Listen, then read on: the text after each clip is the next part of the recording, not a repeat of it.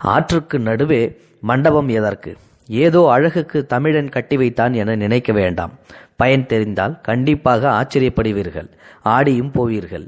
நவீன வெள்ள அபாய எச்சரிக்கை இருக்கும் முன்னரே தாமிரபரணியில் நமது முன்னோர்கள் அந்த காலத்திலேயே வெள்ள அபாயங்களை அறிவியல் பூர்வமாக அறிந்து கொண்டார்கள். அதுதான் வெள்ள அபாயத்தை முன்னரே அறிவிக்கும் சங்கு கல் மண்டபம். இந்த மண்டபம் எதற்கு என யோசித்தது உண்டா நீங்கள்?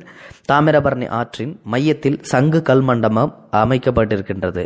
3 பக்கம் திறந்த வெளியுடனும் தண்ணீர் வரும் எதிர்ப்பக்கம் மட்டும் கல் சுவரால் அடைக்கப்பட்ட மண்டபம் அது. அதன் உச்சியில் கோபுரம் போன்ற அமைப்பில் சங்கு போன்ற அமைப்பு உள்ளது.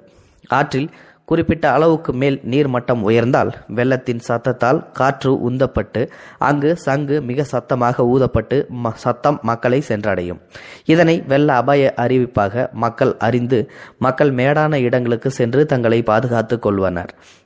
வெள்ளம் மிக அதிகமானால் மண்டபத்தின் சங்கு அமைப்பினை மூழ்க செய்யும். பின்பு வெள்ளம் வடிகின்ற போது சங்கு சத்தத்தினை வெள்ளத்தால் ஏற்படுகின்ற காற்று உண்டாக்கும். சங்கின் ஒலி கொஞ்சம் கொஞ்சமாக குறைந்து அடங்கிவிடும். இது வெள்ள அபாயம் நீங்கியது என்பதற்கான அறிகுறி என மக்கள் அறிந்து பின்னர் மக்கள் தங்கள் இயல்பு வாழ்க்கைக்கு திரும்புவார்கள். பல கிராமங்களை வெள்ளத்தில் இருந்து காப்பாற்றிய சங்கு கல் மண்டபங்கள் இன்று அழிந்து போய்விட்டன. அரசும் இது எதற்கு என புதுப்பிக்க மறுத்துவிட்டதா?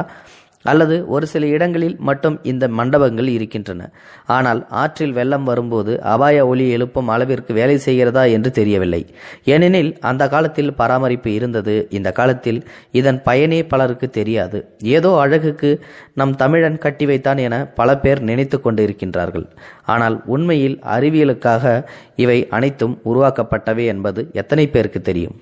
கண்டிப்பாக இந்த செய்தியை படிக்கிற நானே எனக்கு இந்த விஷயத்தை தெரிஞ்சிக்காம தான் இருந்தேன். இப்போதான் இந்த விஷயத்தை நான் தெரிஞ்சுக்கிறேன். எனக்கே இவ்வளோ நாள் தெரியல. இந்த மாதிரி மண்டபங்கள்லாம் ஏதோ அழகுக்காக தான் கட்டி வச்சுருக்காங்கன்னு நான் நினச்சிட்டு இருக்கேன். இப்போ இதை படிக்கும்போது தான் எனக்கே தெரியுது வெள்ள அபாய எச்சரிக்கையாக தான்.